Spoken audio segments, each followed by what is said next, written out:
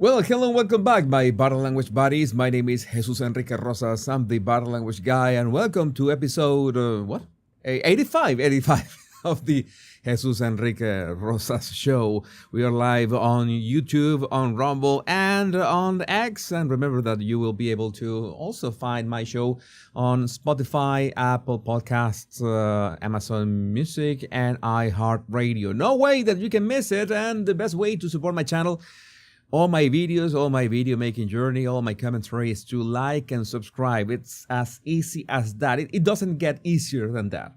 You like, subscribe, and see, hit the bell. You remember when I said, remember to like and subscribe and hit that bell so you don't miss any of my body language analysis and tips. Oh my God, those were the days. Those were the days of the recorded videos, where now it's live. All my shows are live right now, and you can also, remember that you can also download my 100 body language tips in the description of this video, and you will be subscribed to my free and awesome emails as well. And remember that this show is co-hosted. It's literally co-hosted by you in the live chat because, well, if you got nice comments, witty comments, funny comments, and comments that might start new discussions in this show, which is usually around 2 hours every weekday at 12 p.m. EST, then I will make sure to highlight your comments.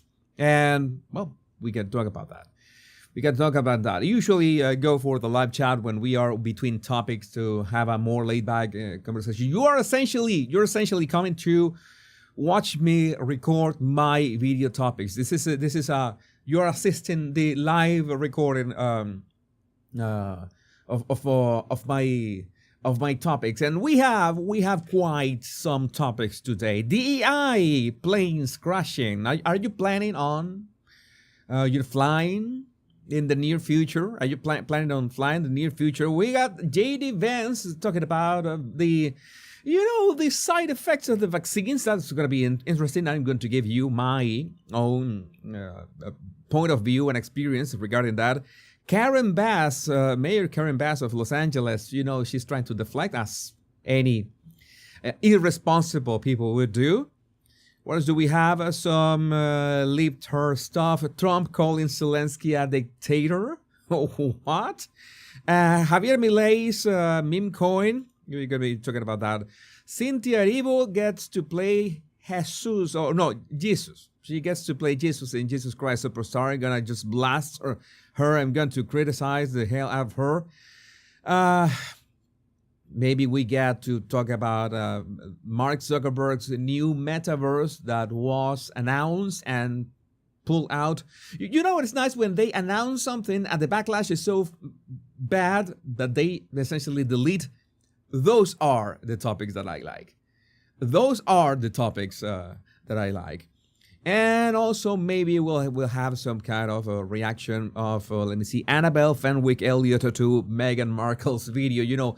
I'm going to react to a reaction of a video of Meghan's reaction to Netflix. This is like an Inception reaction. We are ready to begin. Sound looks good. Network looks good. Everything looks good. Let me see. The live streaming on YouTube is fine.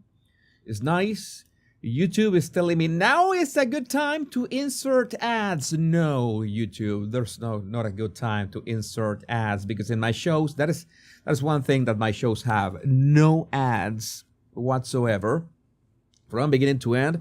Remember, the only thing that I need you to do, if you don't want ads, well, it's like and subscribe. It's that simple. You skip. You don't have to skip the ads. Sometimes here and there, when I need to work on the here and there, I will insert an ad myself, and I will tell you beforehand. Okay, I need to make some kind of pause, like when I do use this the emergency screen. You remember the emergency screen? Yeah, that is the emergency screen. That when something goes awfully wrong in my studio, when I just hit the button. But no, it's this show goes without ads. We are ready to begin, but of course, that's always my my clock missing, but now I have my, it's like that line from Die Hard. Now I have a machine gun. Ho, ho, ho. Okay, so we're ready to begin with our first topic, and our first topic has to do, well, our first topic has to do with something that my attorneys, were encouraging me to not to say that DEI planes were crashing, but I have no other way to say this. Are you planning on flying in the near future? Are you aware of all the DEI initiatives of the airlines and the people who make the planes and do maintenance of the planes that you're going to fly? Because that is something that people are going to realize is this like some kind of lottery, sadly, because a Delta Airlines Sierra J900 jet operated by Endeavour Air has crashed and overturned with numerous passengers on board. The good thing is nobody died, so everybody as far as I know are safe. Some were injured, of course, were rushed to the hospital. The plane was like upside down at the end after rolling many times, but remember, that's why you have to wear your seatbelt at all times, especially during landing, because things like this can happen. But well, there were no casualties. I don't have those videos, but there are videos of people like walking on the ceiling on the plane, which is rather odd. Even the flight attendants say that, well, we have never been trained to get out of a plane upside down, but everything was fine. But let's see, why am I calling this DEI planes? Currently, numerous emergency crews are on the scene in Toronto Pearson Airport after a Delta Airlines flight from. Okay, so that's what happened, and this is a video shared by Amuse about the crash itself. The crash itself, again, I'm going to play it frame by frame, so you see, not frame by frame, but you're going to see that there's something quite odd. If you have seen planes landing, or if you have played a flight simulator, I used to play it a lot, Microsoft Flight Simulator, you see that usually when a plane is landing, it's not as flat as we are seeing this plane. So it was about to land, and you see that seconds before landing, it was tilting just a bit over the right landing gear, and then it remains flat. And when it lands, you see that the landing gear completely collapses. That completely collapses, and once it collapses, well, the plane goes on its side and begins to spin, and of course the wings are ripped away. It's a good thing that in these maneuvers, usually when you're going to land, you have the exact amount of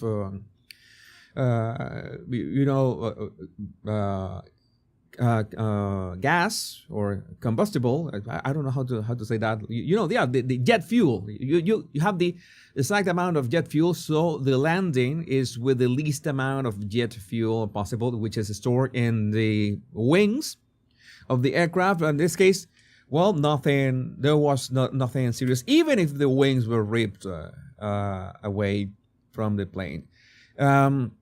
From this angle, we cannot see if there was maybe there was high wind or something. This is an example. This is a completely different video of an actual landing. So you can see, you already saw how the plane of the crash was horizontal. This is another plane in which I'm going to move forward. So you can see that there's a maneuver called the flaring, in which the plane, you can clearly see that there's this tilt of the nose upward, and that way it offers more resistance to the wind, which that resistance to the wind naturally is a natural brake for the airplane. And you make sure, this was a wonderful landing, by the way.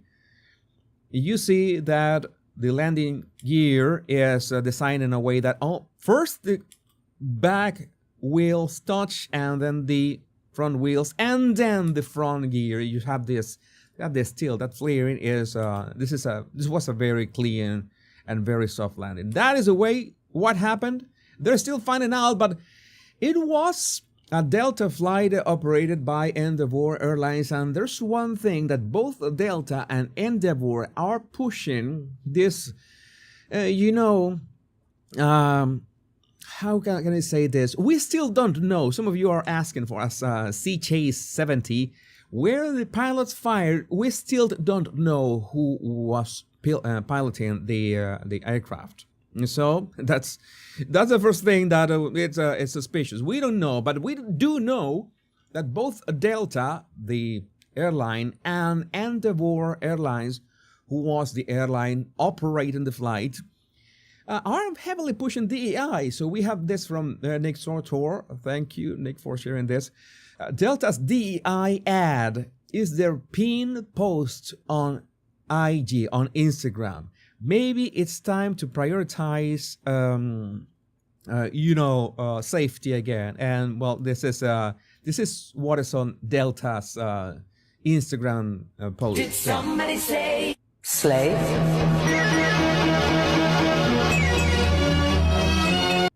By the way, the caption is wrong. It's not slave, it's slay, because you have to slay. I mean, if you are making some kind of TikTok in your Instagram account and you're an airline and you say that, did somebody say slay? It's not that much of a, it doesn't offer much confidence. Did somebody say slave?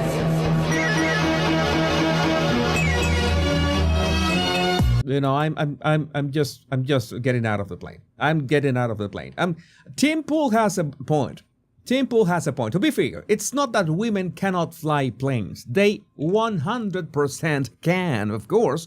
Is that in order to get all female flights, because this is one thing that you need to understand, that these companies are boasting that they have unmanned flights, and they don't mean that there's an AI that's gonna be piloting the plane. No, they mean that there are no men on board. It's all women. And well, it's in order to get all female flights with such a small availability pool, you have to go further down the list, if you know what I mean, right? It's not the best ones, but you see that, okay, to have an all-female crew, then we need to let's say be a bit more forgiving with the meritocracy list, which is something that you absolutely do not want when you are flying. The crash appears to be pilot error. We still are waiting for the results of this. The plane that crashed in Toronto was a Delta flight operated by Endeavor Air, a small airline obsessed with all-female unmanned flights. No men in these flights. This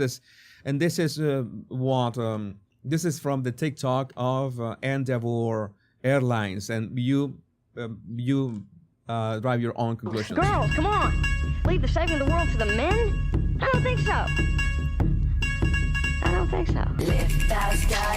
This is gonna trigger some kind of copyright music and stuff, but you get the idea. See, okay, she's slaying. They are, dive into the music. They are all right. They have this choreography. That's nice. It's like when COVID, when you had all those nurses dancing with oh my God! This is nice. All right. And they are rated all women. We don't see no men are needed here. This is all women. Endeavor Air. It's all right. So you have to pose, and I'm gonna play some music, so you can. Oh, it's hip hop. What the F? My God, this is worse than I thought. It couldn't be. I don't know. Maybe some pop music or something. No, we are ladies. And who are you exactly? What? No, I have to listen to this last part. Let me hear this. The click. Click or click? Click. Okay, these people are more interested in making witty or... This is not witty. In fact, I haven't laughed or found anything interesting in this than to have, a focus on safety. I don't care. Again, I don't care if it's men, women, white, black, blue, pink. I don't care about that. I don't care who do you like to shag. I don't care about that. Can you do the job? Can you fly the plane? And most important, can you land it safely? That's what we want to know, nothing else. New Delta CEO says the flight crew on the plane that crashed in Toronto was experienced, maybe in making TikToks, but we don't know what kind of experience he's talking about, but has not yet identified who was flying the plane. The statement comes as some unconfirmed reports claim the pilot was female. What we got from the radio, from control ATC, it was a man speaking, but we essentially don't have proof of who was actually behind, the controls. There is one level of safety at Delta. All these pilots train for these conditions, said CEO Ed Bastian. This is what we train for. We train for this continuously. The plane that crashed was part of Delta's Endeavour Air subsidiary, which is known for showing off its female flight crews on TikTok. Nobody cares. Nobody cares. I saw this picture from Endeavour Air. Buckle up, ladies and gentlemen. Your flight is unmanned today. And I just remember, you remember that scene from Ted, that was like a teddy bear with Mark Wahlberg. Was very, very bad mouthed when they are going through the ladies, to the ladies' names. Effing Becky, you remember that? Yeah, that's all that I thought when I saw this. And also, we are committed to delivering more. This is from 2017, by the way. This is from 2017. This has a long time coming. We're committed to delivering more unmanned flights like this. As a proud partner of women in aviation, we can inspire more girls to explore aviation careers. Okay, that is nice. That's great. Do they make the grade? Are they, I usually like my pilots with kind of some gray hair, like I like my surgeons with gray hair. It's just it's something like is like a bias that one can have. Our most important behaviors, at least the first one, is put safety first always. Place our customers at the center of everything we do. Second one. Third one, take ownership and leadership to get the job done. All right. Respect your work, colleagues, and customers. That grammar is a bit off. And the number 5, promote diversity and inclusion in all aspects of the airline and our operation. Nobody cares. Nobody cares about diversity and inclusion. Nobody cares about that. Zero. Nobody cares about that. Okay, I can have a gorgeous, blonde, female pilot any time of the day, as long as she has put in the hours in the simulator and in real time, and that she's got the credentials to fly the plane. That's all that I want. Okay, that is, I really don't care. There are many jokes about this online. I'm not gonna show some of them because, again, we still don't know who was piloting the plane. Maybe when we find out who was piloting the plane, we can release the actual jokes, because, well, that would make much more sense. NBC News hack blames President Trump and Elon Musk for Delta Airlines crash in Canada. Unbelievable. What does Trump and Elon Musk have to do with this? What does I don't get it. I don't get it. It has nothing to do with them. But, well, gotta make sure that they're gonna try to blame Trump for some reason in one way or another. There's their recording of the approach of the plane, and in the recording you can hear only male voices. Here's the recording. 75 runway 20, cleared for takeoff. Toronto Tower, Endeavor 4819 outside, Island 23. Endeavor 4819, Toronto Tower, wind 270, 23, gust 33, clear the line on rate 23, you might get a slight bump in the glide path, there'll be an aircraft in front of it. Clear the land, 23, Endeavor 4819. Fast forward so we can get to the point that was about to land, and 4543 ground runway 248, data Golf altimeter 2993. Stand by. We need crash fire rescue on the runway. We need emergency services, runway 23. Yeah, we're on it. We have to call it going out. yeah, at no point we hear any female voices in there, so we still need to find out what happened with the one who was piloting. So, but I want to make it clear, right? I want to make clear something. You're gonna say, Jesus, why did you front end? Why do you call this like the DEI planes crashing? Because it is. I am not making this up. Both Delta and its subsidiaries, in this case Endeavor Airlines, they are making it really clear what are one of their priorities, and it should be the priority should be safety first, nothing more. It's that simple. Be on time, be safe. Preferably, we can maybe we can even sacrifice the being on time if you focus on safety. Once you are 100% safe, then we can talk about the rest. But drop all the nonsensical stuff. Drop all the stupidity of that we have to be diverse, that we are an unmanned flight, like something that people are gonna care about that. Like if I am flying and I would care if it's an unmanned flight, like some kind of perk. No, I don't care about that kind of perks. Nobody cares about that. And these people have been pushing this for years, and sadly, you cannot say that there is not a correlation on the amount of accidents that have been happening lately and what these airlines and these companies have been pushing for years. So, again, yes, when I say DEI planes, is because the airlines are proud themselves of pushing diversity quotas on their unmanned flights. So, essentially, their flights are DEI, and their flights are crashing. So, it fits, right?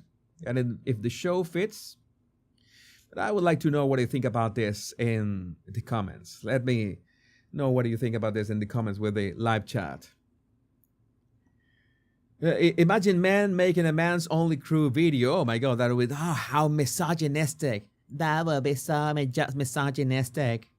How dare you? How dare you being so misogynistic? How dare you being like that? No. That's my Valley girl accent coming. So are unwoman flights okay? This is again that is not a discussion. That is not a discussion. Nobody cares about gender and skin color or where did you come from. I don't care. I don't care if your story is of somebody who was born in the projects and all of. It is possible, it is entirely possible that you have the intelligence and the ability to be an excellent pilot. An astounding, awesome pilot can come from literally anywhere. It's a kind of intelligence that can spark anywhere, okay? It's that simple, okay? So you can come from the projects and maybe you get to be an awesome pilot. More power to you. More power to you. I'm going to tell you, I like that kind of stories. People from that who overcome impossible odds and they become We love those stories. The story of the underdog.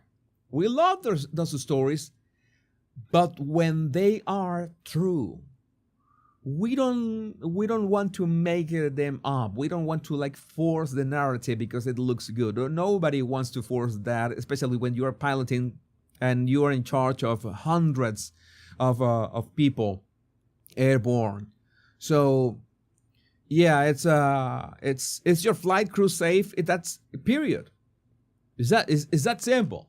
Is that simple? We need to move on and another, let's say talk about responsibility in this case. And in this case, we need to talk about, another, let's say, sensitive topic in many ways.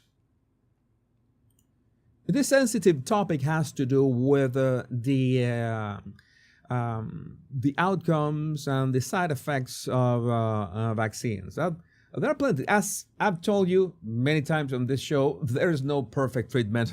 Every single medical treatment has some kind of side effects. So, you have to, not only you have to be aware of those side effects, your physician has to be aware of those side effects, but there should be enough research about, say, the side effects. And in this case, this clip from J.D. Vance on Joe Rogan about his experience with the COVID vaccine was, let's say, was enlightening. Let's play the clip. And I mean, I took the vax, and I haven't been boosted or anything, but the moment where I really started to get red pilled on the whole vax thing was the sickest that I've been in the last 15 years by far was when I took the vaccine.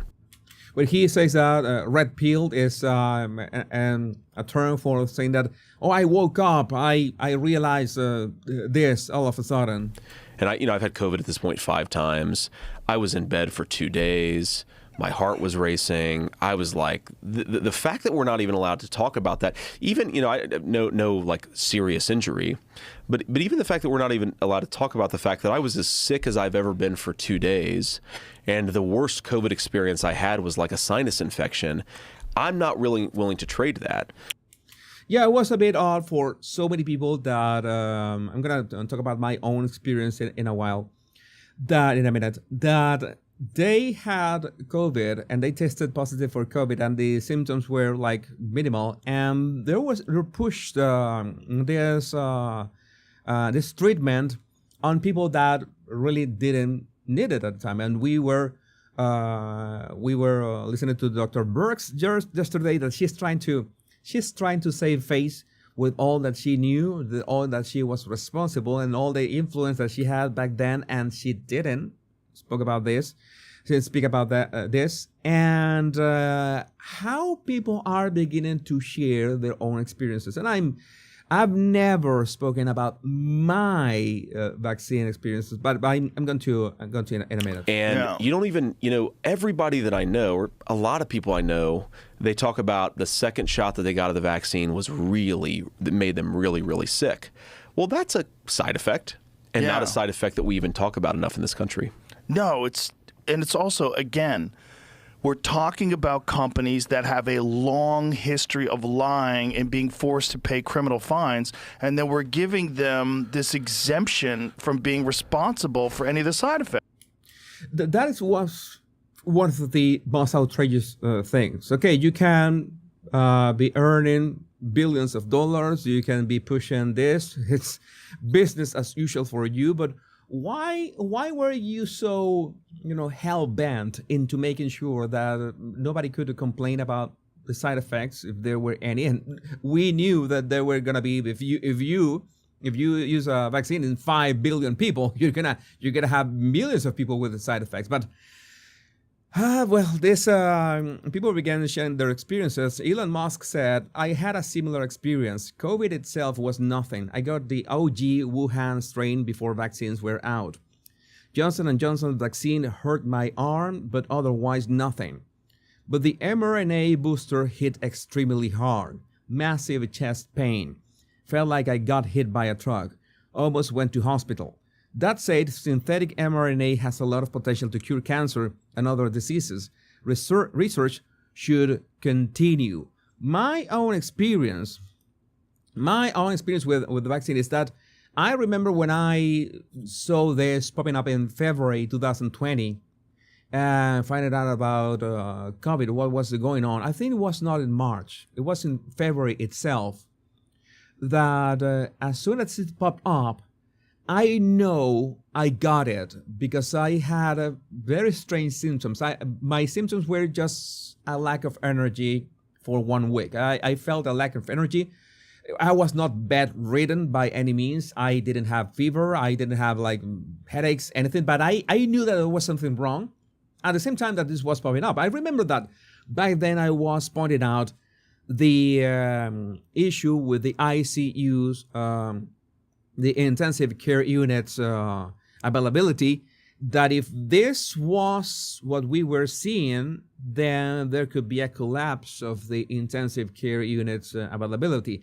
I was not looking at the broader picture. Maybe I didn't get the big numbers right, but I knew that the way that people were falling sick about this, especially the elderly were falling sick about this, something that was very important later on, I realized that, okay, maybe at some point this could be a health hazard, some kind of a real problem, if not for COVID itself, but for the lack of availability of ICU beds. Because if, for example, you are in a car crash and you need an ICU bed because you were in a car crash and all ICU beds are filled with people with COVID, then that is a real problem. That is a real problem. But it so happens that I had those very mild symptoms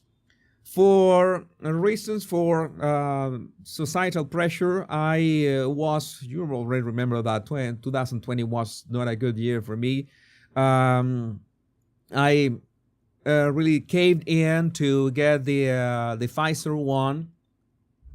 Zero symptoms, nothing happened. It was like getting a saline solution. It's nothing, like just the vaccine and zero side effect, like zero, no, not even arm pain or anything. And the booster afterwards, again, nothing. It's like is this a real? Is this a real thing? Oh well, that's it. I didn't have zero symptoms. I guess I was lucky. I was joking that I have a tentacle that grew on my back and it's useful when I'm typing, and then I use the tentacle to scratch my head. I just joking about that, but I was lucky. But some were not as lucky as Vance was saying, or Elon Musk were saying, or your experiences that I'm seeing in your comments.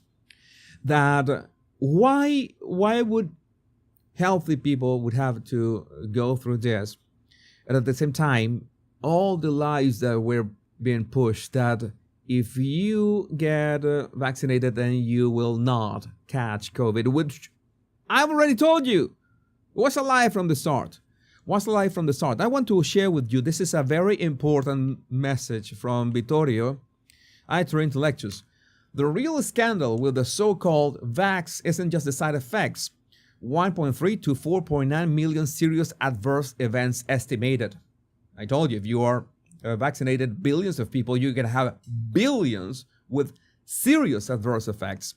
Is that mRNA therapies were rushed to market and forced on people with the threat of losing their livelihoods without long-term testing. That was criminal.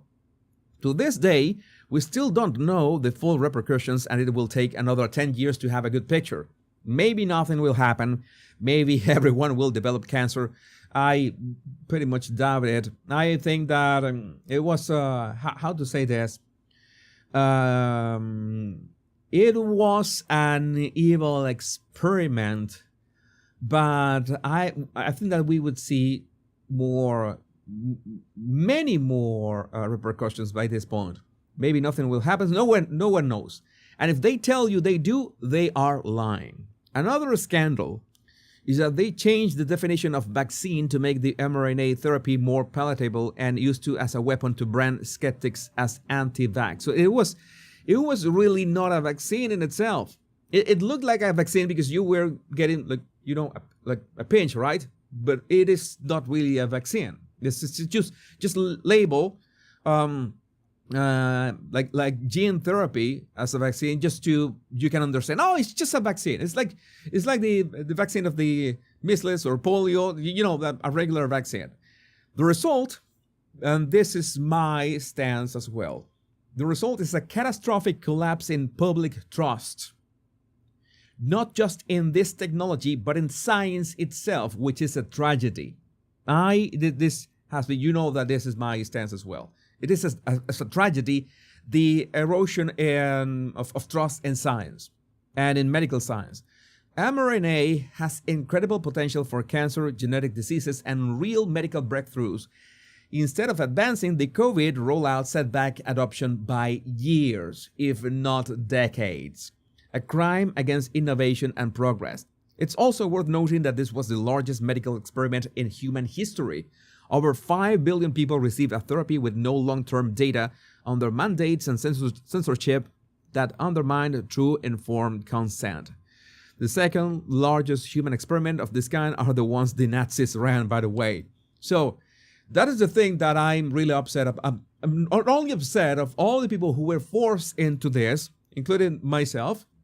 And, I was lucky, it has no side effects. Upset of all the people who got side effects from this, for the people who died because of this, but also the lies who were pushed. And thanks to Kevin Bass, we have this video from March 29, 2021.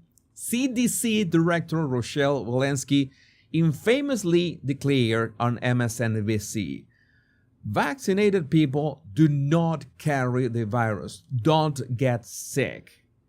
No. That doesn't work like that. That was an outright lie. Because you're gonna carry it, you're gonna spread it. Oh, if you are not vaccinated, you're helping spread you're gonna spread it either way. You cannot stop it. If you tried to say anything back then, that's the thing that we were talking about Dr. Birx yesterday. Where was she going to say these things? It's in mainstream media, in Twitter. She would be banned instantly. In Facebook, banned instantly. That's the problem. Emails obtained by FOIA from January 30, 2021 show that Walensky knew this was a lie at the time she said this. And this is the video so you can hear her own words. Our data from the CDC today suggests, that vaccinated people do not carry the virus, don't get sick, and that it's not just in the clinical trials, but it's also in real world. The CDC director lied about this. How can we trust them now? How can we trust them now? And also, thank you, Kevin Bass. Dr. Anthony Fauci claims COVID vaccination turns the person vaccinated into a dead end for the virus. Another lie, another blatant lie. You know how many people at the time sucked Fauci's cock. It was it was insane. Dr. Fauci, you're so great. You're saving humanity. This guy should be prosecuted for crimes against humanity. I don't know where. There should be a way. That's why Joe Biden pardoned this demon. It's absolutely the case, and that's the reason why we say when you get vaccinated, you not only protect your own health, that of the family, but also you contribute to the community health by preventing the spread of the virus throughout the community. In other words, you become a dead end to the virus. And when there are a lot of dead ends around, the virus is not going to go anywhere. And that's when you get a point that you have a markedly diminished rate of infection in the community. And that's exactly the reason, and you said it very well, of why we encourage people and want people to get vaccinated. The more people you get vaccinated, the safer the entire community. And then people began to realize that they got vaccinated and they got the boosters, and 1 booster and 2 boosters, 3 boosters, 4 boosters, 5, 6, I don't know how many boosters they got, and they still were getting COVID, and they were still getting COVID and bad. So what was going on? I don't know. By the way, they have all this. Again, some of us were really lucky about that. But in many ways, I think this was a lesson learned. Sadly, a very costly lesson for many people who lost loved ones to this. And which at the same time, thanks that we have President Trump in office right now, we have been able to really uncover what everybody knew from the beginning, and that we were being silenced from the beginning, that the Wuhan lab stuff was pushed by Dr. Fauci and the NIAID with government money to push gain of function research, which, in my opinion, it's insane. Let's not fight the current monsters in our land. Let's use those resources that we could be using to fight the current monsters to create deadlier monsters. No, that is insanity.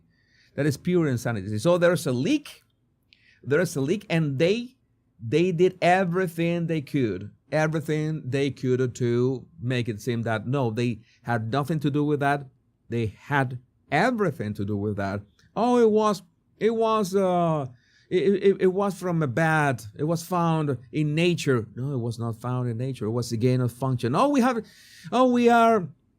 going to develop a vaccine in record time. How much time do you need for the clinical trial? What do you mean that in 6 months you have? No, that is impossible. That's simply not possible. You can have a something. Again, as we were talking yesterday, if you have people that have no other chance and are at a highest risk of, if they get COVID, they're gonna die because they will not have the strength to get through COVID, then, well, maybe they can they can access or they can use the vaccine. Of course, under consent, and an informed consent. Hey, this is experimental. You can either die from COVID or maybe you can die from the vaccine, but you have to know about the risks. No, they absolutely try to silence everything. It is good in one thing, because we learn how much the media could lie about the lives of people and how much these organizations could lie to push monetary interests. But at the same time, we got all this distrust in anything that science and this medical tech can advance. That is a tragedy, because actual research, what we need is actual research, unbiased research, without any conflict of interest, because that is what makes humanity, not only America, humanity healthier. And sadly, that has been pushed back years, if not decades. I would like to know what you think about this in the comments. All right. So this is one thing that I have never spoken, by the way, in my show, was my vaccination status. But yeah, I was lucky. Some people were not lucky because, especially the side effects were massive for some people. Mainstream media created a panic show and bodies burning in the streets every night. Yeah, this was, I remember. I just forgot I'm so upset that I forgot my glass of water. I went directly for the thermos like in the old times.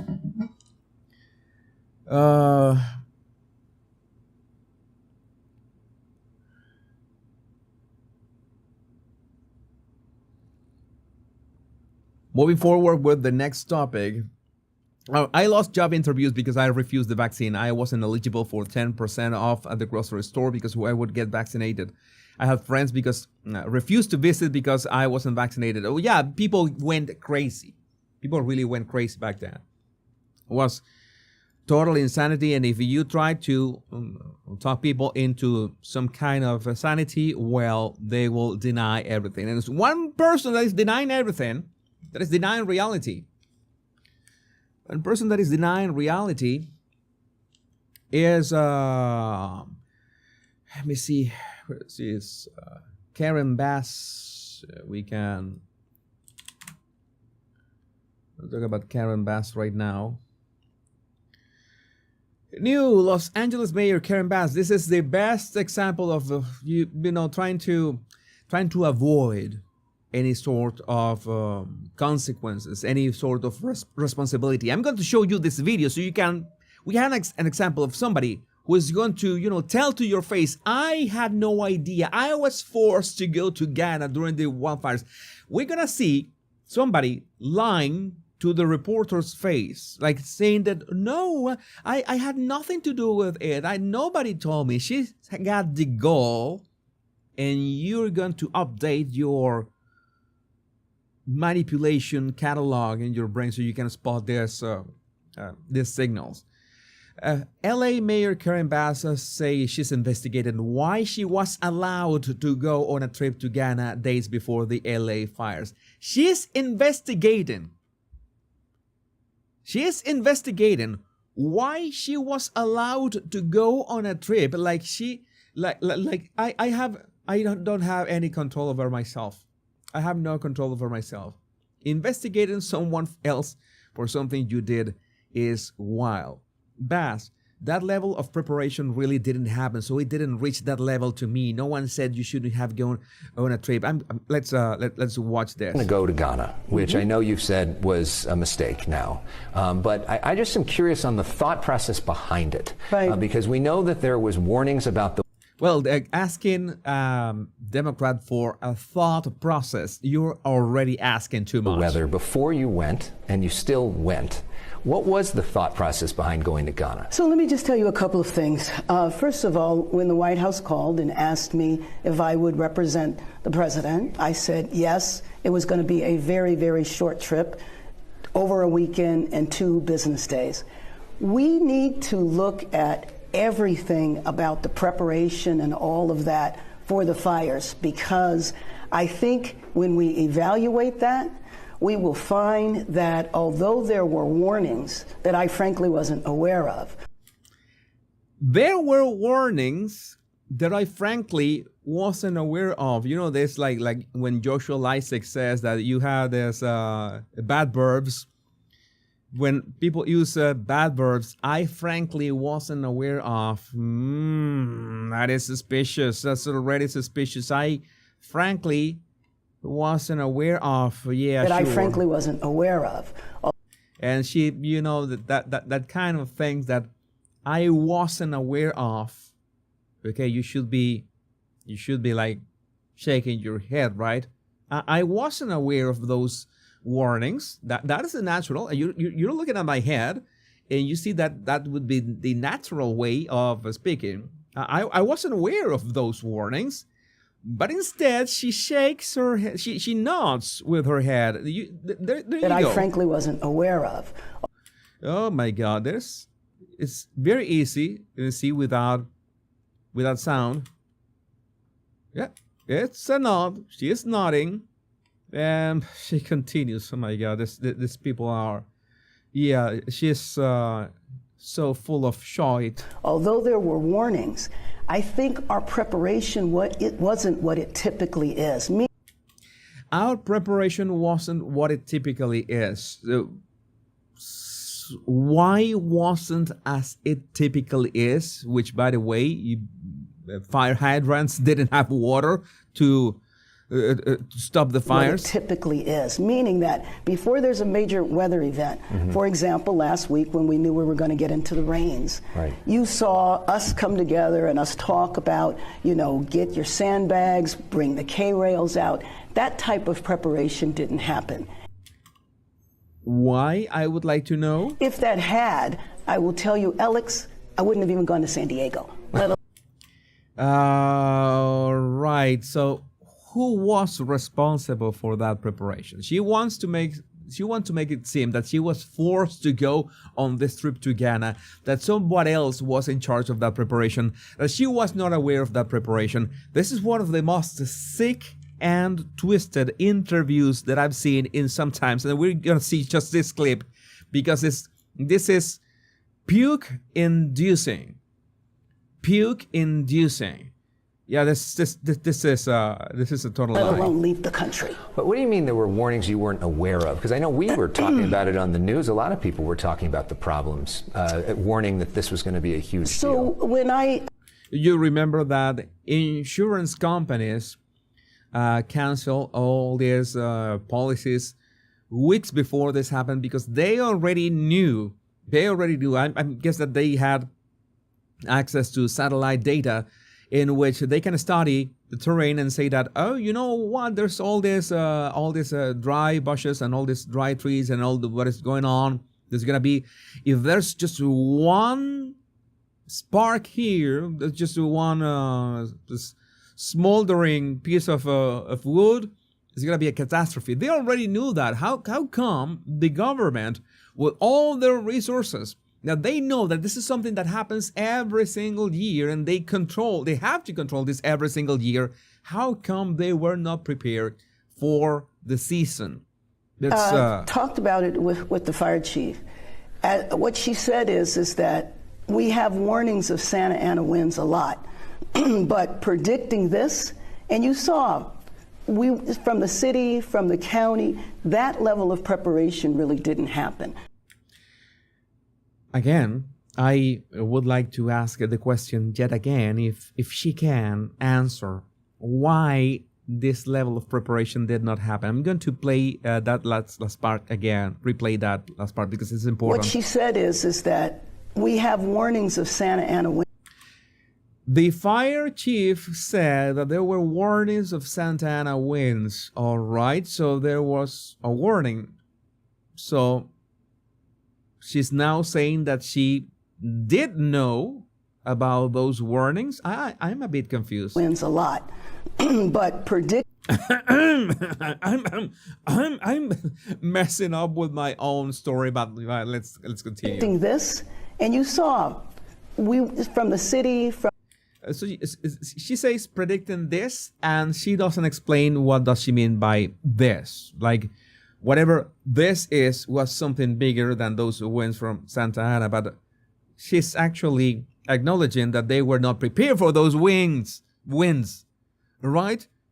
And she knows she's exposing herself. Maybe that's why she's clearing out her throat. Oh my God, I think I'm exposing myself. I think I'm saying stupid things, but well, let's continue. From the county, that level of preparation really didn't happen. So it didn't reach that level to me to say something terrible could happen. You just said that you had warnings, that the fire chief reached out to you, and you still want to sell your story that you had nothing to do with it. And maybe you shouldn't have gone on the trip. Why didn't it? But to me, I don't know. I mean, I think that that's one of the things we need to look at. So 2 investigations are taking place. What kind of investigations are taking place is my question. It piques my curiosity. One internal to the city, and that's the Fire Commission, because that's mandated by the city charter. Mm-hmm. So the commission will hire an outside entity to examine everything, the pre-deployment, why were firefighters sent home, all of that should have taken place that didn't. That sounds like they were sent home because there were no water to work with in the first place. And then also the governor has contracted with the Fire Safety Research Institute, which is a national institute that investigated what happened in the fires in Maui. All right. My question is, how long is it going to take? And if they are going to reach actual conclusions, and once they get to the conclusions, the people responsible, how are they going to, be held responsible to this? So everything that happened, including that, needs to be examined. But I will tell you that I felt absolutely terrible not being here for my city and not being here for my family, who was impacted by the fires as well. And so when I say it was a mistake, Absolutely, the idea that I was not present. This is that head wobbling, and it was painful. Of course, you know that she has to use the Fast and the Furious defense, a family. They always mention their family. It's something that is so classic. When these people want to manipulate, they have to mention some kind of, in some way, their family, in some way. Because in this, she really never answered. Why did she go on it? It's like, oh, why was I allowed to go on that trip? Is it that as mayor of Los Angeles you don't have any independence? You respond to a higher entity?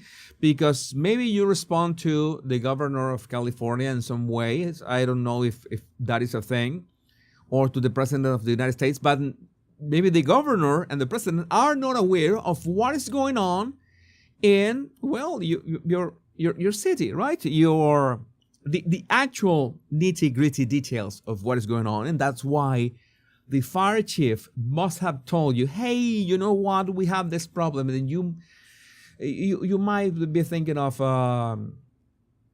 preparing for this. And now she wants to save face. I mean, I've seen so many times people that contradict themselves over the same minute. You can have like an Instagram reel or a TikTok video, 59 seconds. And people over 59 seconds, they contradict themselves. They tell on themselves. They say one thing, oh, I was not aware, and just 30 seconds later, they say, oh yeah, we got these warnings, but not for something this size. But my question is, because, well, this was a very lousy interview in terms of questions, is that what were the actions upon the basic warnings? There's a Santa Ana winds. Was anything done about that? Was so overwhelming? Hasn't this happened other times? Why wasn't was any water in the fire hydrants? Who was responsible for that? Who is responsible? Oh yeah, your office is responsible, because you have to be working and direct communication with the fire chief. Again, this is something that can be really upsetting, especially if you were affected by these wildfires. And can be upsetting if you have to handle a conversation with somebody who can lie to your face and can contradict themselves to your face and keep just with a straight face like that, like nothing happened. And you have to call them out. You have to say, hey, this doesn't make sense. You just said you had no warning, and now you're saying that you had some warning. Which one is it? Oh no, they're gonna tell you, oh no, you are misinterpreting. You're taking my words out of context. Okay, what is the context of your words? What did you really mean? Oh, what I really meant is that I didn't know. So who was responsible for that? Was the fire chief responsible for that? Why hasn't she been fired? Has she been fired? Because somebody has to be responsible for this. Oh, we are. And this is why you use, in this case, bureaucracy. You tell them, oh, we have this outside entity doing an investigation, which is only going to buy time. Okay, it's that simple as that. It's going to buy time until people forget about that. It's that simple. They buy time, and it also happens in face-to-face conversations. People try to buy time and say, oh, I'm busy right now. Aren't we supposed to talk about this more pressing questions? It happened to me today on X. I was making a statement about topic A, and somebody tried to argue with me on topic A using topic B. And I said, all right, your example is a bit odd because we are not talking about topic B. We're talking about topic A. And in the end, well, it just didn't work. But because you realize that people are coming in bad faith. So I want you to be aware of this kind of stratagems, these techniques, these tactics that these people think that they can get away with, but now you know better. And I would like to know what you think about this in the comments. Let me see your live chat. Democrat voters will continue to vote for these people. It's like a sickness. Yes, Jet Blackheart. It's sadly it's a reality. It's gonna be over and over again. It's gonna happen again. It's gonna happen again. Let me see. I have some topics here that I want to talk about. And let's see. Okay, I want to talk briefly about one topic that should be of interest for some of you. I'm gonna go, maybe it's gonna be a quicker topic, but it's important. It is important to be aware that in the latest developments of the peace negotiations between the United States, Russia, and Ukraine, Trump has effectively called Zelensky a dictator. This is not a drill. This is not a drill, but he just posted barely a couple hours ago, a post on Truth Social in which he called Zelensky essentially like a grifter. I'm going to read Trump's words. Think of it. A modestly successful comedian, Volodymyr Zelensky, modestly successful comedian, talked the United States of America into spending $350 billion with a B to go into a war that couldn't be won, that never had to start, but a war that he, without the US and Trump, will never be able to settle. And that is a fact. We know that all these warmongers during the Biden administration, they were excited at the idea of sending all this money because that was not real money, Jesus. Don't say that it was money. It was in aid and weapons. And, oh yeah, who was making the weapons is my question. There were people making money out of this, right? The ones who make the weapons. Yeah, it's always the same. The United States has spent $200 billion more than Europe, and Europe's money is guaranteed, while the United States will get nothing back.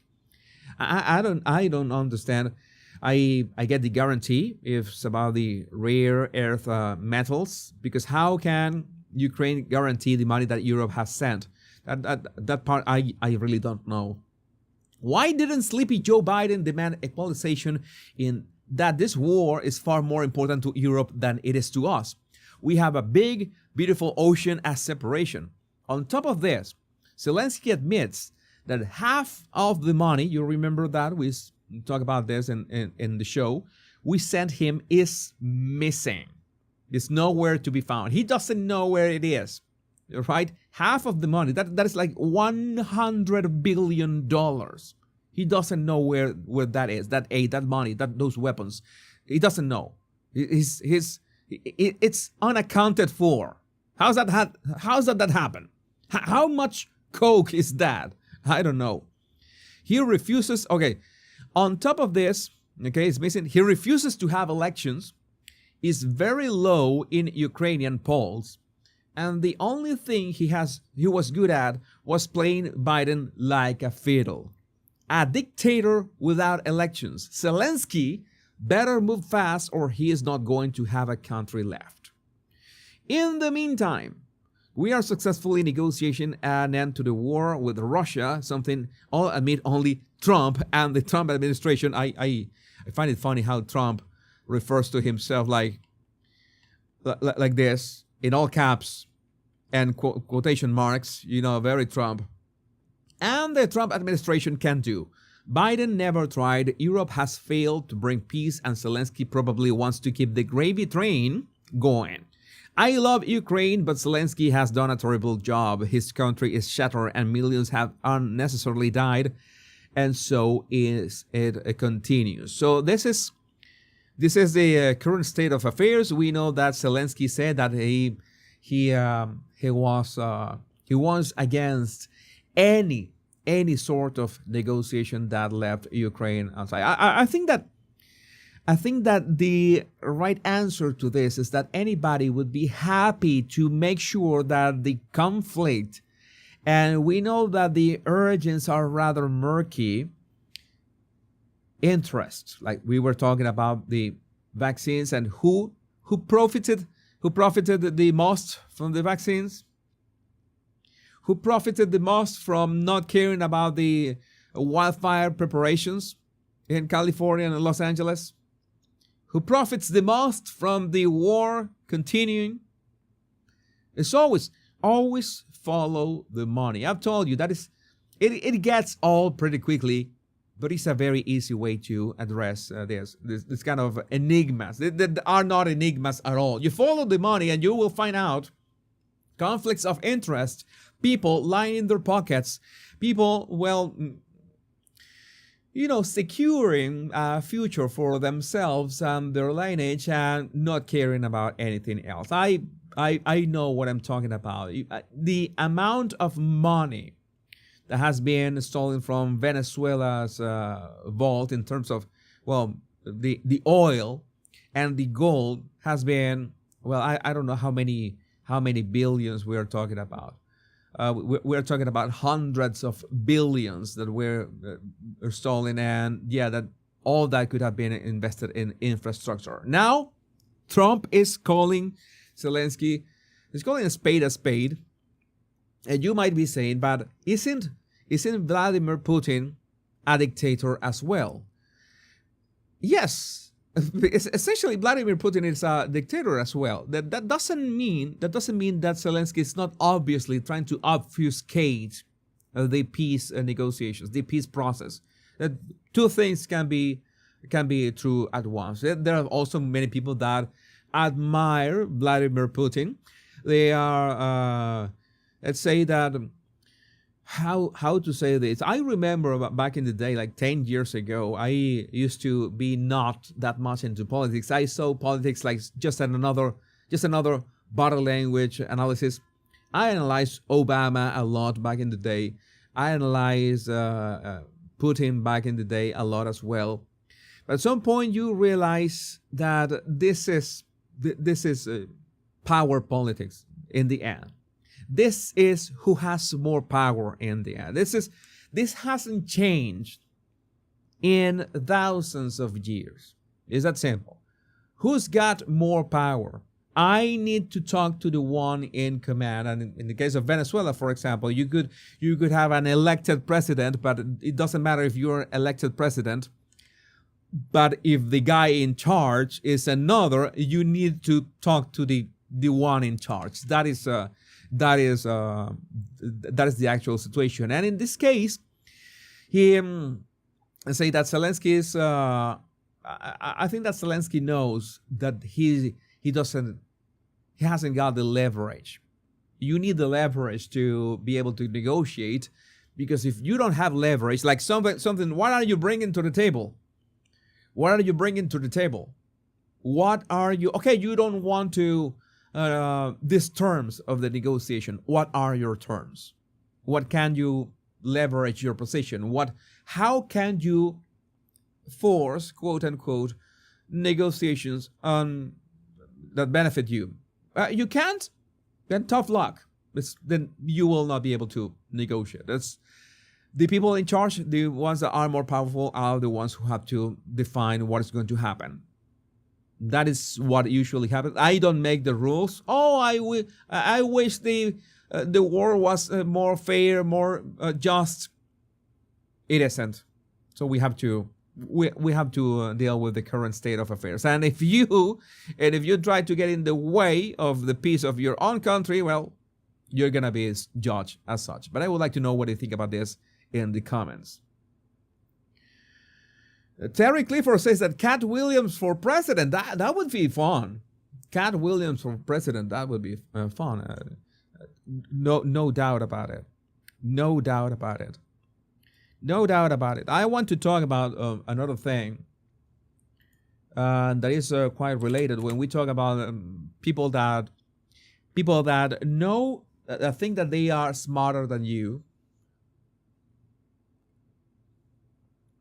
People that think that they are smarter than you. I want to show you this clip.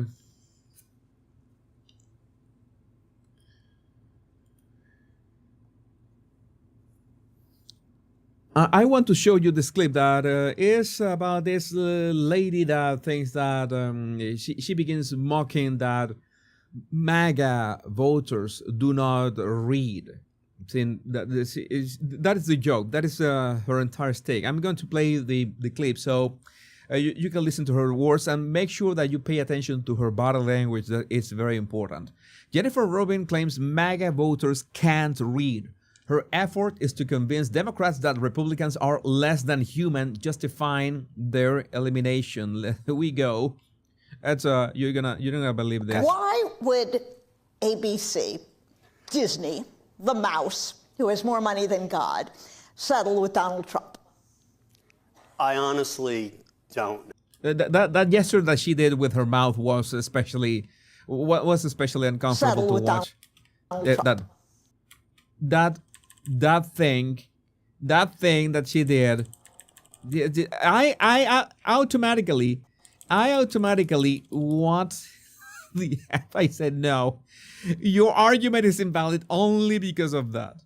Only because of that. But let's continue. I honestly don't know. You know, I've asked, why would ABC? But people ask me all the time, why is the media so mamsy-pamsy?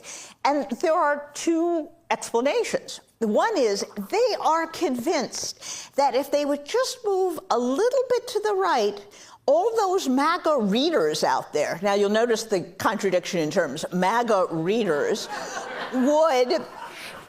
We can imagine like the amount of woke people that is in the room that they laugh at the joke of MAGA readers. Pick up the Washington Post and they would have more readers. What is the logical fallacy here? Yes, reader. And there is nothing that the Washington Post could possibly do that would have those people take out a subscription. But they're convinced they're in there. Well, she's got a point. She's got a point. Maybe not the MAGA readers mocking that MAGA people don't read, which is a clumsy generalization.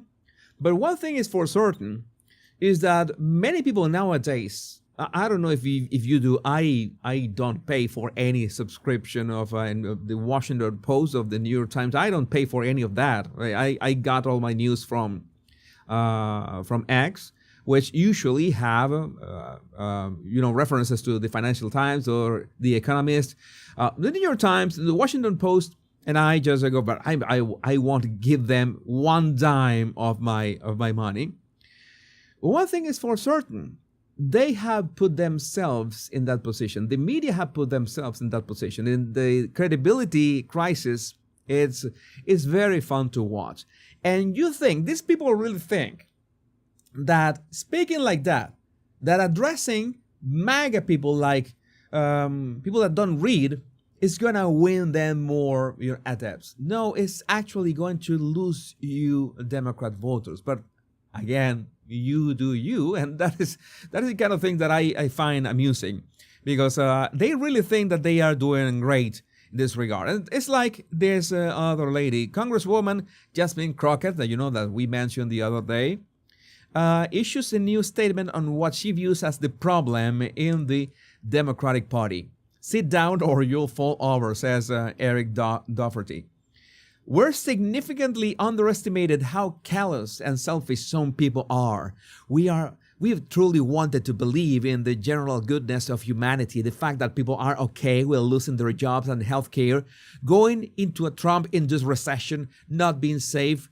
So she's essentially defending all the spending that was happening before, all the spending, quote unquote, because you know that it's taxpayer money was going down the drain, literally, all in the hopes that someone else will be hurt is wild. No, this is incorrect. This is another generalization. Is that pretending that people who voted for Trump want other people to be hurt.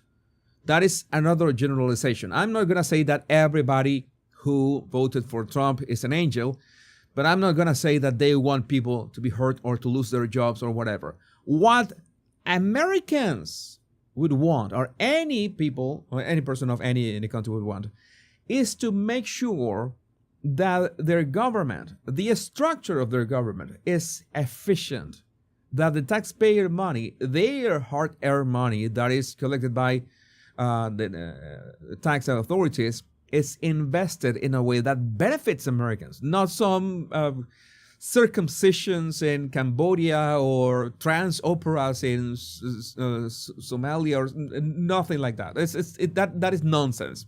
So they are trying to put this false equivalence between, that is all these people that want. She's essentially, with all that word salad, okay, we already know that AOC goes for word salads. Kamala goes for word salads. This lady goes for word salads. That 2028, I'm getting in shape to be ready for that 2028 cycle, because that's gonna be hard. That's gonna be hard. She's essentially saying that, Trump voters just want to watch the world burn. They don't care about anything else. And no, that is misleading at the same time. And again, I don't complain, because the more misleading they are, like Kamala, like AOC, like what was her name? I always forget her name.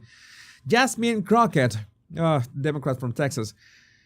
The more they say that, the less persuasive they are. It's not that they are going to listen to me. I hardly think that they listen to my channel. What shall we do then? Well, you could start by enforcing common sense. The problem is that the moment that you enforce common sense, that's something that you're not familiar with, because for some reason you're saying that MAGA or Trump voters want to watch the world burn. But you were the ones pushing for children to chop their dicks off. So, well, there's no contest in there. There's no contest possible in there. Actually, it's downright satanic, but this is where we are in this country. No, you are not coming back anytime soon. The reactions, I've never understood this strategy. Why do they think calling Trump voters names is going to win them over to their side? This all started with Hillary Rodham Clinton's basket of irredeemable deplorables, and they just keep doing it, even though it clearly doesn't work. Why do they always look like this? They are talking about this lady. Why do they always look like this? We still don't know. I was wondering when we'd hear screeching after her USAID funding was slashed. Remember, her and Norm Eisen just started some new media. Yeah, it's all about money. It's always about money. I told you, people begin to complain because they don't have the money that they were getting with all this grift of a USAID. Commies gonna commie. They continue to double down and refuse to see the error in their ways. And they are going to continue because they have no other argument. They have no other argument. And that is going to destroy their party from the inside. And there are people that want to be very vocal on the other side of the spectrum. This you need to listen to this guy's words. This gentleman's words are really strong and really on point. Let's listen to him. And you people still don't get it. You don't get it. I voted for Donald Trump. Black Trump supporter, voted for Donald Trump to do what he's doing. Did you expect Donald Trump to do this? Not all this. Oh, it feels so good. That's how I feel. Do you like Elon Musk? Yes. Well, yes. Yes, I do. I'm watching Democrats tell me, I thought Republicans like small government. Well, that didn't work, so we need Elon. That's why we got Elon, to help shrink it. Look what he's doing for the USAID. They're dropping their workforce from 10,000 to 300. Black History Moment. Black History Moment. Every last black that's on television seem to be all sucking off the Democrat teat. All of them give the same talking point, the same concerns, all Democrat approved. All of you Democrat approved. Well, Donald Trump, he really ain't helping black people. He really ain't helping black people. You brag one moment black people didn't support Donald Trump. So why are you upset Donald Trump ain't supporting black folk? Yeah, that doesn't, again, I've told you many times that they have arguments that don't hold together. Oh, why are you complaining that Donald Trump is not supporting black people if you say that that doesn't make sense? You can't have it both ways, but he is. What Donald Trump is doing, he's eliminating the, are you a DEI hire or are you a hire? Yes, and people have a right to say that. I'm enjoying every single bit of this. Friday, I'm loving it. Trump kicking butt. You don't like it? Guess what? You didn't vote for Trump. We're out here protesting. We're protesting those. Did you vote for Donald Trump? No. So why am I surprised that you out here protesting Trump? You didn't vote for him. So of course you're not going to like it. But as for people like me, I'm loving it. Yeah. I'm loving it. It was very fun to watch. You know, the sides of the spectrum. People are giving their opinions, but the most important thing here is to try to identify when, what people say make no sense, and you say your argument makes no sense. Why would you say that? And that's when they will get really triggered. That's when they will start calling your names and telling you that, oh, you don't read it. You're dumb. You voted for Trump. I got that a lot last year. At least I could clean up my following because I was try to at least think a bit of what are the Democrats standing for? Killing babies, chopping kids' dicks. I mean, what's that? Are you crazy? Men's and women's sports? I mean, why would you stand for that? Why would you defend that? Why would anybody in their sane mind defend that? But Trump is a racist and no, get out of here. Get out of here. But I would like to know what you think about this in the comments. Viking History Month. Yeah, we need Viking History Month, Latino History Month. We need all of that. We need all of that and more. We need all of that and more. We need to I don't want to make sacrifice any topics in here. I'm going to talk briefly about this other topic in here. It's important. Some of you were asking for me my opinion. And well, I'm going to tell you something about this this following topic. Has to do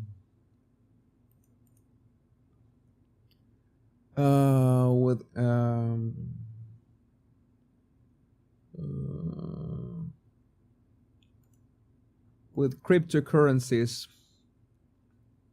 and I'm going to tell you something that this is the kind of things that you have to be careful about. Anybody has to be careful about. I'm going to talk about cryptocurrencies, and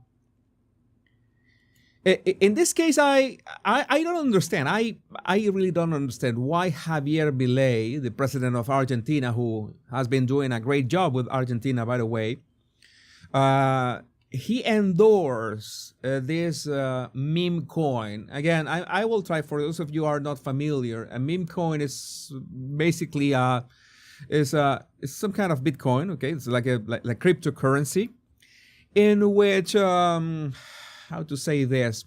It is a brand new coin, and people just rush to make a quick buck with it. But in 99% of instances, I would say that 99.99% of instances, people end up losing their money with meme coins. One thing is you say, okay, I'm going to buy some Bitcoin, I'm going to buy some Ethereum, I'm going to buy some Doge, which is another name of this. Doge started as a meme coin, and now is one of the most popular cryptocurrencies. It's rather stable. This is none of this is financial advice, okay? I'm just going to tell you that every time one of these meme coins, including the one that Donald Trump issued when he was about to be sworn in, you remember that he issued his meme coin and it went up like, well, a lot. And then Melania released hers, and then Donald Trump's meme coin crashed down and people lost money. Why would you endorse something when you don't know really? First, you don't know who's behind that. Because the problem with a meme coin, you have two problems essentially. First, you are this was the tweet. This is the tweet that he liberal Argentina grows. This private project will be dedicated to incentivize the growth of Argentinian economy, funding small businesses and Argentine startups. The world wants to invest in Argentina, and since the contract of the meme coin, and he deleted this. He deleted this after was essentially people lost 74,000 traders lost $286 million. All right, close to 75,000 traders lost $286 million. You can see here, you're seeing the bars of the growth and then the crashing down. This growth and crashing down, can you guess how long it was? Can you guess how long did it take to growth to the maximum value and crash down? Well, one movie from one extended cut of one movie of The Lord of the Rings is longer than what it took this to crash down. This crashed down like in less than 4 hours. 4 hours. It was released. People began buying like crazy. And then it was essentially a rug pull. Maybe at some point, a rug pull is when all the people that hold the initial value of the meme coin just essentially just cash out. And if they all cash out, then the value of the meme coin come crashing down. I am not an expert in these topics. I can research. I suggest if you want somebody who knows about these topics and he does all the homework on this, go to CoffeeZilla on YouTube. CoffeeZilla on YouTube has all the he covers all this much better than I can explain. I'm giving you just the basics. And of course, since people lost their money, they are really pissed off. They are really pissed off.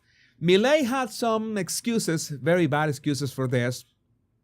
But the thing is that you have to understand that there are two actors, which the first ones are the insiders and the snipers. The insiders are the ones who create the coin and create how the coin is going to work, or the inner workings of the meme coin, all right? So it's not only the ones who create, but their friends. They say, hey, we're going to launch this meme coin called Libra, and we're going to get Javier Milei to push it. And they tell their friends, and they send that initial value, so to speak, that initial issuing of the meme coin to their friends. So they are the insiders, the one who know about the project before the project is made public. So it's sort of an insider trading. And the snipers are people that set up their computers and their accounts online, They set up bots that search all these exchanges of cryptocurrencies. And the moment a new meme coin pops up, then those bots instantly buy a position with that meme coin. All right. And they say, okay, they have the algorithms and they say when it reaches this amount of profits, then sell that meme coin. Okay. They don't have to do it. They could be sleeping. The snipers could be sleeping and their robots will do the job for them. So if you're a normie, if you are a regular Argentinian or in the world, somebody who barely knows about this and says Javier Milei doing a great job with Argentina's economy, and he announces a meme coin, you're going to try to rush and buy some of this. Oh, this could be great, like when people did with Trump's meme coin. And the problem is that you will never be able to beat the insiders, because the insiders knew about the project before anybody else knew about the project. And the snipers have automated bots that will buy the meme coin in seconds, in minutes. It's gonna be just instant. So this is what is gonna happen. Milei tweets this crashes down. At least 24 wallets so far, losses exceeding 1 million, while 61 addresses lost more than $500,000. I mean, if you think that meme coins are a good investment, you deserve to lose this much money, because it's one thing. It's better if you go to the casino and play, because at least in the casino there's like 0.4% odds that you're gonna win. There's 1% odds that you're gonna win, and the odds that you're gonna lose your money with a meme coin are astronomically higher in this case. So why do people do this? Because they like to get rich very quickly, and that almost never goes well. It's like, well, let's say when something is too good to be true, it usually is. And in this case, well, Javier Milei's response to this was even worse, because he was not aware of the details of the project. Seriously, how are you going to endorse publicly a meme coin if you're not aware of the details of the project? You're the president of a country. You have a responsibility. And I also criticized Trump because of that meme coin. When he initially promoted the Libra token, he deleted his original social media post, indicating an attempt to distance himself once the controversy emerged, as noted in the Guardian article. No financial involvement. He began to say that he had no financial involvement in that. He began to say that there was this political retaliation. No, well, there were consequences. There has to be consequences. Like you're eroding the trust in your judgment, and you're the president of Argentina. So it's natural that your political opponents are going to do something about that. They're going to say something about that. Even if somebody wants to invest in Argentina, they would say, "Hey, but by the way, wasn't this the guy who push for a meme coin without really knowing that?" It's like that is insane. A very different thing is what Nayib Bukele in El Salvador did with Bitcoin. He made a Bitcoin like legal tender in El Salvador, and he made sure to invest in Bitcoin, seeing that Bitcoin was it's perhaps the more established cryptocurrency that there is.